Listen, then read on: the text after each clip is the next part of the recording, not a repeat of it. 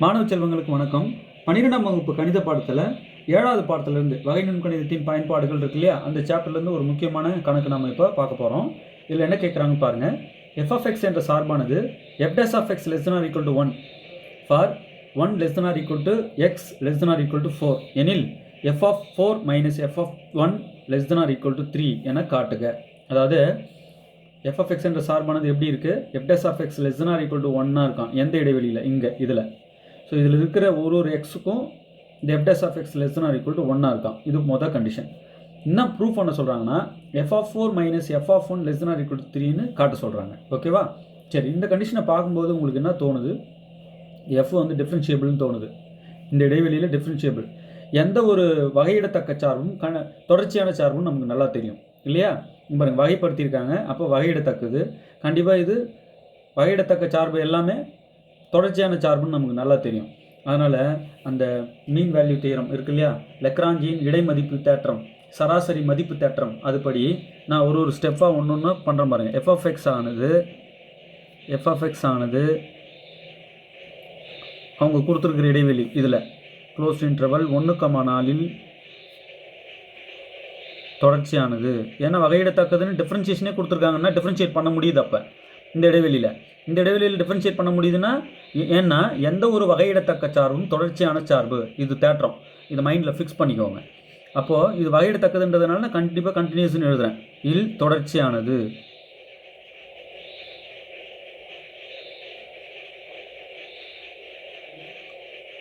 லெக்ராஞ்சியின் இடைமதிப்பு தேற்றத்தில் முதல் கண்டிஷனே தானே, இது சாட்டிஸ்ஃபை பண்ணணும் f of x. சரி, அடுத்தது f of x ஆனது இதே திறந்த இடைவெளி 1,4 வகையிடத்தக்கது. இதை டிஃப்ரென்ஷியேட் பண்ணியிருக்காங்களே, இல் வகையிடத்தக்கது. இது ஹோல்ஸ் எங்கன்னா இந்த இடைவெளியில் தான். அப்போது வகையிடத்தக்கது. சார் இங்கே less than or equal to போட்டு closed interval, less than or equal to இருந்தாலே க்ளோஸ்டு இன்டர்வல் தானே சார், இங்கேயும் க்ளோஸ்டு போடுங்க. நமக்கு ஓப்பனில் இருந்தாலே போதும். மெயினாக வந்து இந்த தேற்றம் 2வது பாயிண்ட் என்ன சொல்லுது, ஓப்பன் இன்டர்வல் தான் சொல்லுது. இல் வகையிடத்தக்கது. Okay, first point closed interval 1,4 தொடர்ச்சியானது, ஓப்பன் இன்டர்வல் 1,4 வகையிடத்தக்கது. 2 பாயிண்ட்டும் சாட்டிஸ்ஃபை ஆகுது. இப்போ 2 கண்டிஷனும் எஃப் ஆனது நிவர்த்தி செய்யுது, எந்த டவுட்டும் இல்லை. எப்படி சொல்கிறீங்க சார்னா, இங்கே வகையிடத்தக்கதுன்னு சொல்லிட்டாங்க, அப்போ தொடர்ச்சியானது நானே எழுதிட்டேன். இந்த இடைவெளியிலேயே தொடர்ச்சியானதுன்ட்டாங்க, அப்போ ஓப்பன் இடைவெளியில் வகையிடத்தக்கதாக இருக்கும், க்ளோஸ்ட் இன்டர்வல் 1,4 தொடர்ச்சியானதாக இருக்கும். இடைவெளியை நான் இங்கிருந்து தான் எடுத்துக்கிட்டேன். இங்கே டெரிவேட்டிவ் எக்ஸிஸ்ட்ன்றதுனால டிஃப்ரென்ஷியபிள் அப்படின்னு தெரிஞ்சதுனால நான் என்ன பண்ணுறேன், கண்டினியூஸாக இருக்கும்னு சொல்லிட்டு எடுத்துட்டேன். அதாவது தொடர்ச்சியானதுன்னு எடுத்துக்கிட்டேன். அப்போ கண்ணை மூடின்னு f of x ஆனது தொடர்ச்சியானதுன்னு எழுதிக்கலாம், f of x ஆனது வகையிடத்தக்கதுன்னு எழுதிக்கலாம். எந்த இடைவெளியில், இந்த க்ளோஸ் இன்டர்வலில் தொடர்ச்சியானது, இந்த ஓப்பன் இன்டர்வலில் வகையிடத்தக்கது. அவங்க இடைவெளி கொடுக்கல, அவங்க வந்து எந்தெந்த f of xே முதல்ல அவங்க என்னன்னு கொடுக்கல அப்படின்லாம் நீங்கள் கன்ஃபியூஸ் ஆகக்கூடாது. சரிங்களா? f of x கொடுக்கலாம், f dash of x கொடுத்துட்டாங்கல்ல, இதை வச்சு நம்ம இந்த 2 பாயிண்ட் எழுத முடியும் இந்த இடைவெளியில். சரிங்க, ஓகே. இப்போ என்ன சொல்ல வரீங்க, இந்த மாதிரி 2 கண்டிஷனை satisfy பண்ணிச்சுன்னா லெக்ராஞ்சியின் இடைமதிப்பு தேற்றப்படி f dash of c equal to f of b minus f of a divided by b minus a எனுமாறு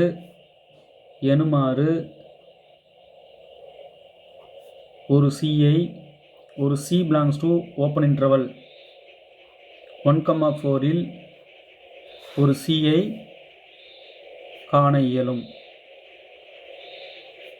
இதுதான் அந்த தேற்றம், லெக்ராஞ்சியின் இடைமதிப்பு சராசரி மதிப்பு தேற்றம் இல்லையா? சரிங்க, இப்போ என்ன சொல்ல வரீங்க, இது ஹோல்ஸ் ஆகிடுச்சு நமக்கு. ஏன்னா இது 2ஆவும் இருக்குன்னா ஆட்டோமேட்டிக்காக நம்ம இந்த மாதிரி ஒரு சியை கண்டுபிடிக்க முடியும் இந்த இடைவெளியில். அப்போ இது ஹோல்ஸ், இது நம்ம எடுத்துக்கலாம். அப்போது f dash of c equal to f of b minus f of a divided by b minus a. Sir நான் ஒரு கேள்வி கேட்குறேன். டேரெக்டாக அந்த ஃபார்முலா எழுதிட்டு கணக்கு போடுறத விட்டுவிட்டு எதுக்கு இதெல்லாம் இப்போ பேசிகிட்டு இருந்தீங்க? இங்கே பாருங்கள், இந்த ஃபார்முலா எப்போ ட்ரூ ஆகும்னா இதெல்லாம் இருந்தால் தான். உங்கள் இஷ்டத்துக்கு எழுதிடக்கூடாது. லெக்ராஞ்சியின் இடைமதிப்பு தேற்றம் அதான் சொல்லுது. சரிங்களா? அது 2ம் சாட்டிஸ்ஃபை, இந்த 2 கண்டிஷனும் ஹோல்ஸ்னா தான் இந்த ஃபார்முலாவே நீங்கள் எழுதணும். நீங்கள் பாட்டு கண்ணை மூடிட்டு எழுதிக்கூடாது. சரிங்களா? சரிங்க சார். சார் நான் இப்போது இந்த மாதிரி எழுதலைனா கூட பரவாயில்ல, இங்கே பார்த்தாலே தெரியுதில்ல டிஃப்ரென்ஷியபிளாக இருக்குது, வகைப்படுத்தியிருக்காங்க. அப்போ தொடர்ச்சியாகவும் இருக்கும். வகையிடத்தக்க சார்பு எல்லாமே தொடர்ச்சியான சார்புன்னு தெரியுன்றதுனால அப்படியே நான் மனசுலேயே ரெண்டையும் நினச்சிட்டு டைரெக்டாக இங்கே வந்துடலாமான்னா இந்த மாதிரி எழுதிட்டு வாங்க தயவுசெய்து. அப்போ தான் இடைவெளி புலப்படும். இது ஏ, இது பி. அப்போ தான் தெரியும் எந்த இடைவெளியில் இதெல்லாம் நடக்குதுன்னு. இடைவெளியே தெரியாமல் நீங்கள் போயின்னு இருக்கக்கூடாதுன்னா இதை எழுத சொல்கிறேன். இந்த இடைவெளியெல்லாம் காட்டுங்க கண்ணில், சரிங்களா? ரொம்ப பொறுமையாக நிதானமாக செயல்படணும், சரிங்க? இப்போ எஃப்டேஸ் ஆஃப் சிக்கு என்ன போட போகிறீங்க? இந்த எஃப்டேஸ் ஆஃப் சி அப்படியே இருக்கட்டும், நான் இதை எதுவும் பண்ணலை. ஏபி என்னால் போட முடியும். A1 B4, இதை பாருங்கள், இது ஏ, இது பி. இது கொண்டு வந்து சப்ஸ்டியூட் பண்ணுங்கள். F dash of C equal to F of பின்னா இங்கே பிக்கு 4, F of 4 minus F of 1 divided by B minus A. B வந்து 4 மைனஸ் ஏ வந்து 1. இப்போது f dash of C equal to F of 4 minus F of 1 divided by 4 minus 1 வந்து 3. இந்த 3 எடுத்து இப்படி மல்டிப்ளை பண்ணிக்கங்க. அப்போது 3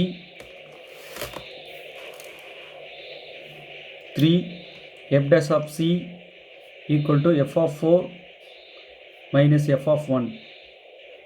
இந்த ஸ்டூடெண்ட்ஸ் என்ன செய்றீங்க? இந்த கால்குலேட்டிவ் பார்ட்லாம் நல்லா துடிப்பாக இருக்கீங்க. இந்த மாதிரி சொல்கிற தேரி பார்ட்டில் லூஸ் ஆகுறீங்க. இங்கே தான் நீங்கள் தோக்குறீங்க. எந்த இடம் நீங்கள் ஸ்கிப் பண்ணிக்கலாம், இது புரியலன்னு தோணுதோ அந்த இடம் நீங்கள் தோக்குற இடம், ஜெயிக்கிற இடம் இல்லை. ஸோ தயவுசெய்து ரிலாக்ஸ்டாக நிதானமாக எப்படி வந்ததுன்னு ஒன்றும் தெரிஞ்சுக்கின்னு போங்க. கால்குலேஷன்லாம் நல்லா பண்ணுறீங்க பரபரன்னு, ஏன்னா சின்ன வகுப்புலேருந்து செஞ்சது அது வரும். நீங்கள் கற்றுக்க வேண்டிய தியரியை விட்டுட்டு கணக்கு போட்டுட்ருக்குறது என்ன பலன்? தியரியை முதல்ல படிங்க, சரிங்களா? இதை இப்படி திருப்பி எழுதிக்கிறேன்.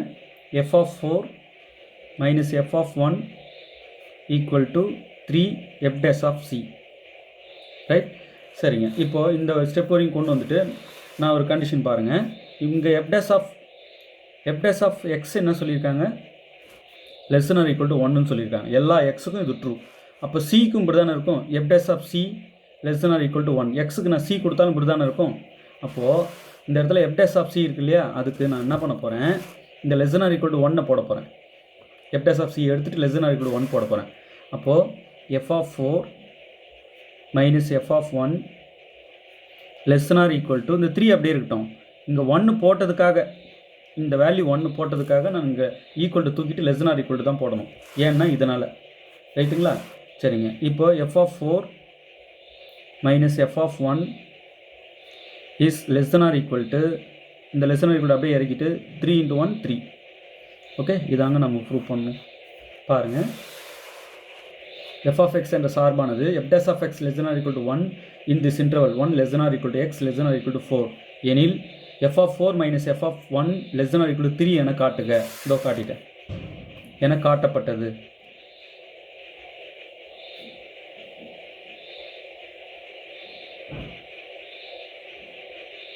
அப்போ இது எதை சொல்ல வருதுன்னா, சராசரி இடைமதிப்பு தேற்றம், லக்ராஞ்சியின் சராசரி இடைமதிப்பு தேற்றத்தோட பியூட்டியை சொல்ல வந்த கணக்கு இது. அதுக்கு என்ன ஒரு பியூட்டி இருக்குன்றதை இதை பார்த்தா புரிஞ்சுக்கிங்கன்னு சொல்கிறாங்க, சரிங்களா? எந்த மாதிரியான விஷயத்தை கொண்டு வந்து எப்படி ஹெல்ப் பண்ணி ப்ரூவ் பண்ண உதவுது பாருங்க அப்படின்னு சொல்கிறாங்க. லக்ராஞ்சியின் இடைமதிப்பு தேற்றம், லக்ராஞ்சிஸ் மீன் வேல்யூ தியரம் அப்படின்னு சொல்லுவாங்க இங்கிலீஷில். சரிங்க. இப்போ அடுத்து பாருங்கள், சராசரி மதிப்பு தேற்றம்னாலும் லக்ராஞ்சியின் இடைமதிப்பு தேற்றம்னாலும் ஒன்று தான். இதுவும் அதுவும் ஒன்று தான். சராசரி மதிப்பு தேற்றம்னாலும் இடைமதிப்பு தேற்றம்னாலும் ரெண்டும் ஒன்று தான். சரிங்க. தேற்றத்தை பயன்படுத்தி a greater than 0 b greater than 0 இதை நிரூபிக்க சொல்கிறாங்க. அதாவது modulus e power minus a minus e power minus b less than modulus ab modulus a minus b என நிறுவுகன்னு சொல்கிறாங்க. இதை நம்ம நிரூபிக்கணும். ஓகே, சரிங்க. இப்போ நான் என்ன செய்கிறேன்? எஃப் ஆஃப் எக்ஸ் ஒரு சார்பு எடுத்துக்கிறேன். என்ன சார் நீங்கள் பாட்டு உங்கள் இஷ்டத்துக்கு எடுக்கிறீங்க? உங்கள் உள்ளே பாருங்கள், எக்ஸ்பொனென்ஷியல் ஃபங்க்ஷன் யூஸ் பண்ணியிருக்காங்க. e power minus X function உள்ள வேலை செஞ்சுருக்கு. இதை பாருங்கள், e பவர் மைனஸ் எக்ஸ்ன்றது ஒரு ஃபங்க்ஷன், அது எக்ஸ்பொனென்ஷியல் ஃபங்க்ஷன். அப்போது அந்த எஃப் ஆஃப் எக்ஸை நான் எடுத்துக்கிற F of X e power minus X, இங்கே பார்த்தேன் எக்ஸ்பொனென்ஷியல் ஃபங்க்ஷன் யூஸ் பண்ணியிருக்காங்கன்னு தெரியுது. இப்படி எடுத்துக்கிறேன் எஃப் ஆஃப் எக்ஸை. எடுத்தால் என்ன ஆகுது பாருங்கள், என்கன்னு சொல்லிவிடுங்க, என்க. ஓகே, இப்போது எஃப் ஆஃப் எக்ஸ் ஆனது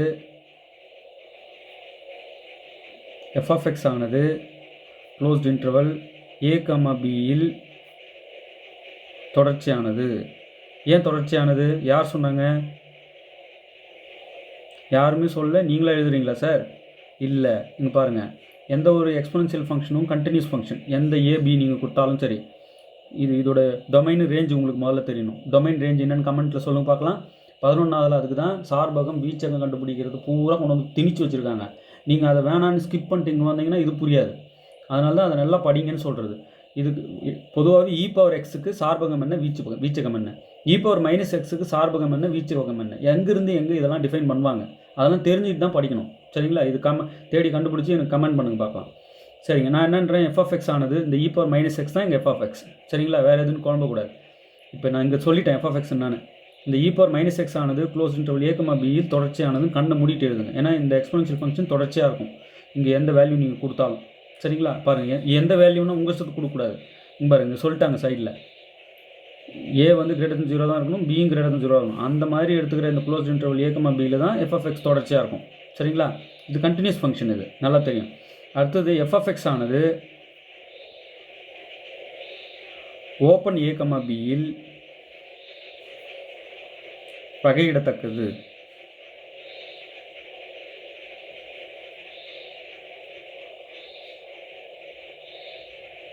தொடர்ச்சியானதுன்னு சொல்லிட்டோம், வகையிடத்தக்கதுன்னு சொல்லிட்டோம். எப்படி சார் வகையிடத்தக்கதுன்றீங்க? இதுக்கு டெரிவேட்டிவ் கண்டுபிடிக்கலாமே.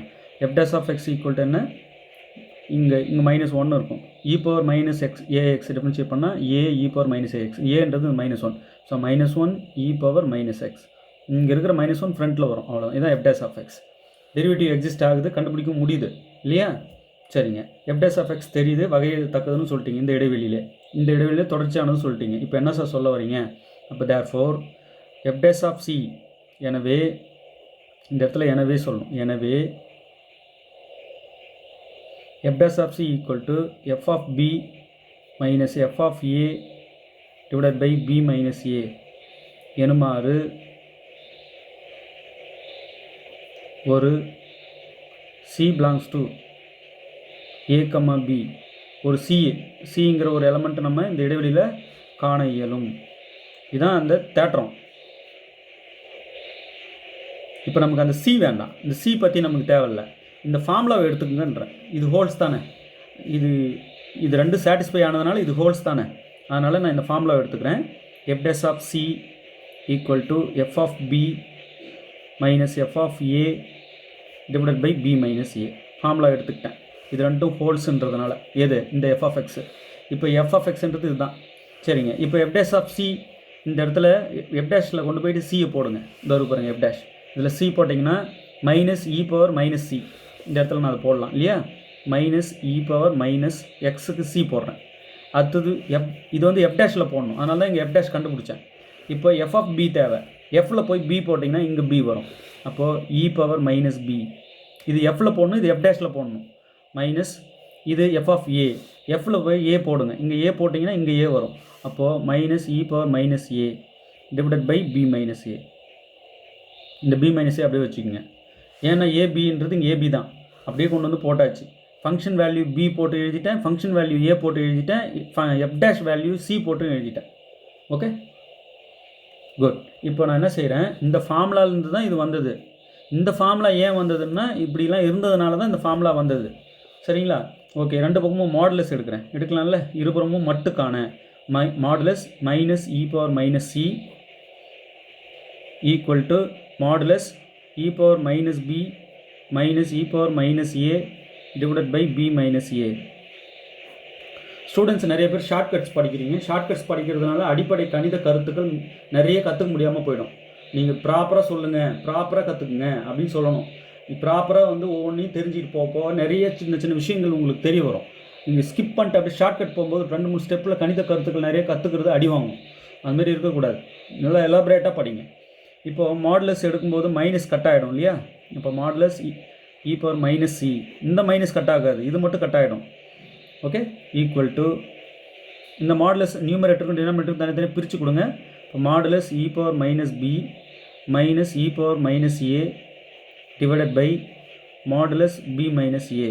இந்தமாரி மேலேக்கும் கீழேக்கும் நியூமரேட்டருக்கு டினாமினேட்டருக்கும் மாடுலஸ் பிரித்து கொடுக்கலாம் இல்லையா? தாராளமாக கொடுக்கலாம். பாருங்கள், modulus a by b equal to modulus a by modulus b. இதுதான் ஃபார்முலா. இதை யூஸ் பண்ணி தான் நான் இங்கே பிரிச்சுருக்கேன்.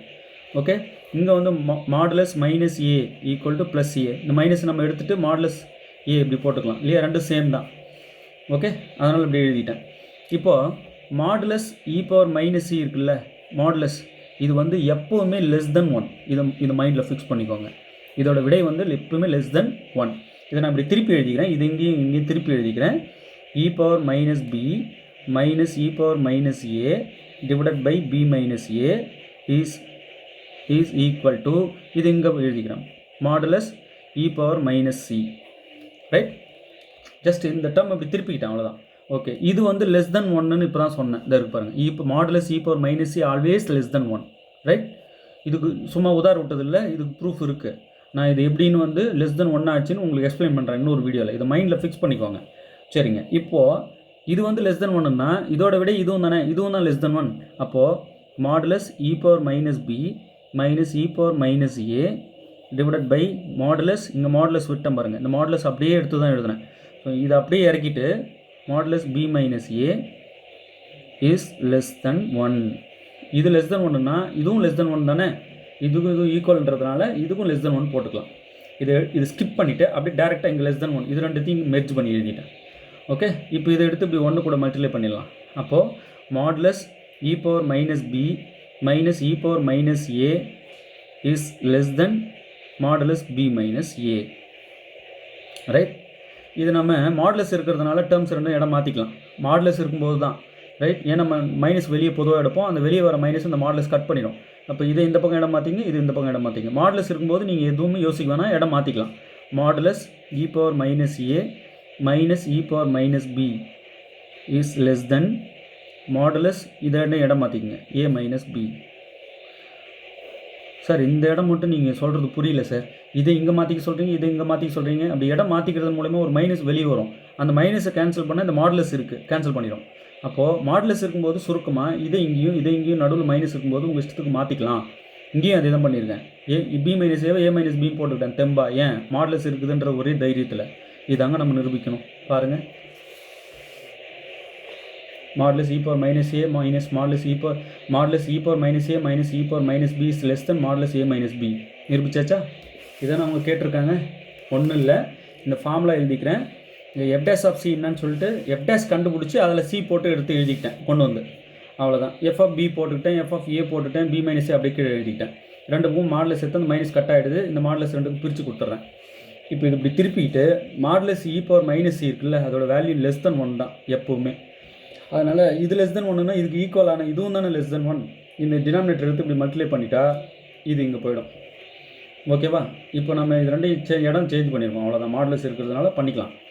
ஸோ இந்த மாதிரி ஆகிடும். இப்போ வந்து பாருங்கள், இந்த ஆன்சர் வந்துடுச்சு, ரைட். நல்லா புரிஞ்சிருக்கும்னு நினைக்கிறேன். நாம் ரோலிங் தேற்றம்னு ஒன்று இருக்குது, லெக்ராஞ்சியின் இடைமதிப்பு தேற்றம், அதாவது லெக்ராஞ்சியின் சராசரி மதிப்பு தேற்றம்னு ஒன்று இருக்குது. இது ரெண்டுத்தோட பியூட்டியை அளவிட்டு சொல்ல முடியாது, அவ்வளோ பியூட்டிஃபுல்லான தேற்றங்கள் ரெண்டும். நல்லா படித்து வச்சுக்கோங்க. அப்புறம் மெக்லாரின் விரிவு ஆல்ரெடி ஒன்று நடத்தியிருப்பேன், அதை நல்லா பார்த்துக்கோங்க. மெக்லாரின் விரிவு, லோபிட்டால், இதெல்லாமே நல்லா பார்த்து வச்சுக்க வேண்டியது, பார்த்துக்கோங்க. ஓகே, தொடர்ந்து நிறைய வீடியோஸ் நான் உங்களுக்கு கொடுப்பேன். இந்த குட்டி குட்டி விஷயங்கள்லாம் தெரியாமல் நிறைய பேர் ஹையர் ஸ்டடீஸ் போயிட்டு கஷ்டப்பட்டுட்டு இருக்காங்க. ஸ்டூடெண்ட்ஸ், நீங்கள் இதெல்லாம் நல்லா படிச்சுட்டு போனீங்கன்னா அங்கே எந்த கேள்வி கேட்டாலும் yes sir yes sir yes சார்னு பதில் மட்டும்தான் சொல்லுவீங்க. ஏன்னா உங்களுக்கெல்லாம் நல்லா தெரிஞ்சுட்டு தானே போகிறீங்க. அதனால் சொல்ல வரேன், போட்டி மிக ஹெவியாக இருக்குது. எல்லாருமே இப்போலாம் சப்ஜெக்ட் கண்டென்ட் தெரிஞ்சுக்கிட்டு நல்லபடியாக ஒழுங்காக சப்ஜெக்ட் நாலேஜோடு போனால் தான் ஜெயிக்க முடியும். சும்மா மனப்பாடம் பண்ணிட்டு போனால் நம்மளால் போட்டித் தேர்வுகள்லாம் வெற்றி பெற்று பணிக்கு போக முடியாது. தயவுசெய்து அதை புரிஞ்சுக்கிங்க, நல்லா படிங்க. தேர்வில் வெற்றி பெற வாழ்த்துக்கள். தேங்க்யூ.